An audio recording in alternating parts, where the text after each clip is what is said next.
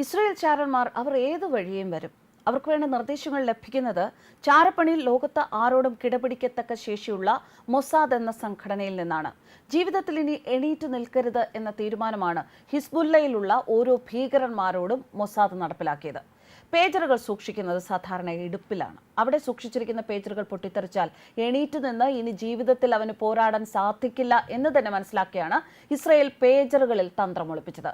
Mossad എന്ന ചാരസംഘടനയെ നിഷ്പ്രഭരാക്കിയ October 7 ആക്രമണത്തിലൂടെയാണ് Hamas പോരാട്ടത്തിന് തുടക്കമിടാൻ തുടങ്ങിയത് എങ്കിൽ അതേ മൊസാദിന്റെ തന്ത്രങ്ങളിലൂടെ ശത്രുക്കളെ നിലം പരിശാക്കുകയാണ് ഇസ്രായേൽ.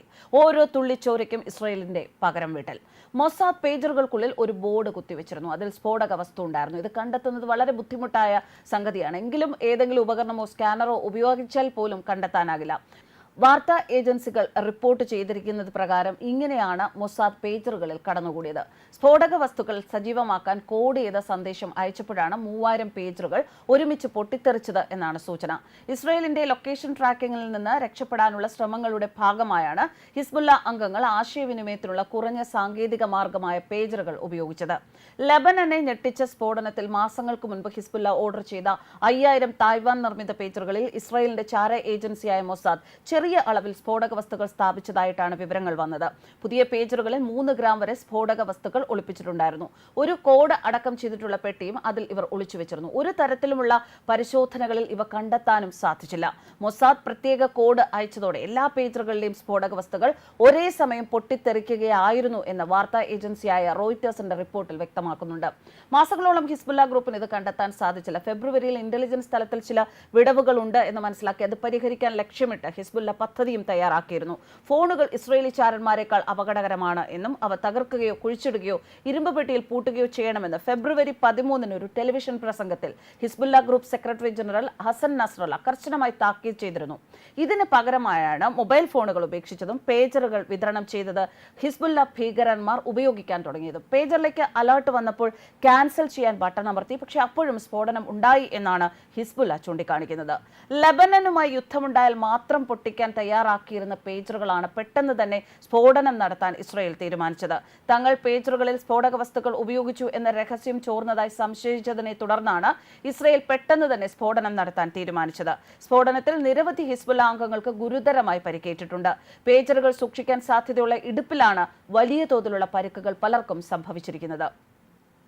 ലെബനനിൽ 12 പേർ കൊല്ലപ്പെട്ട പേജർ ആക്രമണത്തിന് പിന്നാലെ ഗസയ്ക്ക് പിന്തുണയുമായി അതേസമയം ഇസ്രായേലിനുള്ള പോരാട്ടം തുടരുമെന്ന് പ്രഖ്യാപിച്ചിരിക്കുകയാണ് ഇപ്പോൾ ഹിസ്ബുല്ല.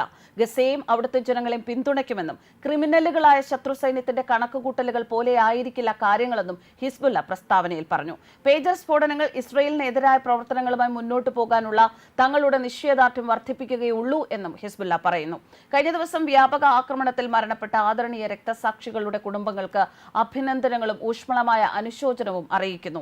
വാർത്താവിനിമയ ഉപാധികൾക്ക് നേരെ വഞ്ചനാപരമായ ആക്രമണമാണ് നടന്നത്.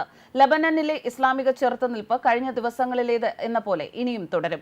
ക്രിമിനലുകളായ ശത്രുരാജ്യം നമ്മുടെ ആളുകൾക്കും കുടുംബങ്ങൾക്കും പോരാളികൾക്കും നേരെ നടത്തിയ കൂട്ടക്കൊല അവരുടെ കണക്ക് കൂട്ടലിൽ നിന്ന് വ്യത്യസ്തമാണ്.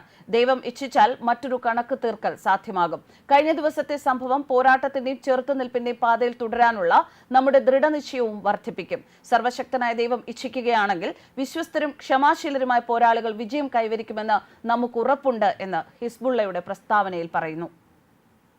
അതിനിടെ ലെബനനിൽ ഹിസ്ബുല്ല അംഗങ്ങൾ ഉപയോഗിച്ച പേജറുകൾ തങ്ങളുടെ യൂറോപ്യൻ ഡിസ്ട്രിബ്യൂട്ടർമാരാണ് നിർമ്മിച്ചത് എന്ന വിശദീകരണവുമായി തായ്വാൻ കമ്പനിയും രംഗത്തെത്തിയിട്ടുണ്ട്. ഗോൾഡ് അപ്പോളോ എന്ന തായ്വാൻ കമ്പനിക്ക് വേണ്ടി യൂറോപ്പിലുള്ള ഡിസ്ട്രിബ്യൂട്ടർമാരാണ് പേജറുകൾ വിതരണം ചെയ്തത് എന്ന് കമ്പനി ചെയർപേഴ്സണായ ഹസു ചിക്കുനാങ് പറഞ്ഞു. യൂറോപ്യൻ ഡിസ്ട്രിബ്യൂട്ടറുമായി തായ്വാൻ കമ്പനിക്ക് കരാറുണ്ട്. അവർക്ക് ഗോൾഡ് അപ്പോളോയുടെ ബ്രാൻഡ് നെയിം ഉപയോഗിക്കാനുള്ള അനുമതിയാണ് നൽകിയിരിക്കുന്നത്. 3 വർഷം മുൻപാണ് ഈ കമ്പനിയുമായി കരാർ ഉണ്ടാക്കിയത്. ആദ്യഘട്ടത്തിൽ ഗോൾഡ് അപ്പോളോയുടെ പേജർ ഉൾപ്പെടെയുള്ള ഉപകരണങ്ങൾ കമ്പനി ഇറക്കുമതി ചെയ്യുകയായിരുന്നു. പിന്നീട് സ്വന്തം നിലയിൽ പേജർ ഉണ്ടാക്കണമെന്നും ഗോൾഡ് അപ്പോളോയുടെ ബ്രാൻഡ് പേര് ഉപയോഗിക്കാൻ അനുവദിക്കണമെന്നും ആവശ്യപ്പെട്ടു. ഇതിന് അനുമതി നൽകിയിരുന്നതായും അദ്ദേഹം പറഞ്ഞു. മറ്റൊന്ന്, തായ്വാനിൽ നിന്നും ലെബനനിലേക്കോ മിഡിൽ ഈസ്റ്റിലേക്കോ പേജറുകൾ കയറ്റി അയച്ചതിന്റെ രേഖകളില്ല എന്ന് മുതിർന്ന തായ്വാനി സുരക്ഷാ ഉദ്യോഗസ്ഥൻ അറിയിച്ചതാണ്. തായ്വാൻ ഇതുവരെ 2,60,000 പേജറുകൾ കയറ്റി അയച്ചിട്ടുണ്ട്. ഇതിൽ ഭൂരിപക്ഷവും യുഎസിലേക്കും ഓസ്ട്രേലിയയിലേക്കുമാണ്. ചൊവ്വാഴ്ച ഉച്ചയോടെയാണ് തെക്കൻ ബൈറൂട്ടിലും ലെബനനിലെ നിരവധി പ്രദേശങ്ങളിലും ഒരേ സമയം നിഗൂഢ സ്ഫോടനങ്ങൾ ഉണ്ടായത്. ലെബനനിലെ ഇറാൻ അംബാസഡർ ഉൾപ്പെടെ ആയിരക്കണക്കിന് ആളുകൾക്ക് പരിക്കേറ്റു. കടയിലും റോഡിലും ആശുപത്രിയിലും നിൽക്കുന്നവരുടെ പാൻസിന്റെ പോക്കറ്റിൽ നിന്ന് പേജർ പൊട്ടിത്തെറിക്കുന്ന CCTV ദൃശ്യങ്ങൾ അതിദാരുണമായിരുന്നു. കൊല്ലപ്പെട്ടവരിൽ 8 വയസ്സുകാരി ബാലികയും ഉൾപ്പെടുന്നുണ്ട്. 200 പേരുടെ നില ഗുരുതരമാണ്. ലെബനനിലെ ഇറാൻ അംബാസഡറായ മുസ്ബ അമാനിക്കാണ് പരിക്കേറ്റത്. ഇദ്ദേഹത്തെ ആശുപത്രിയിൽ പ്രവേശിപ്പിക്കുകയും ചെയ്തു. News desk Karma news.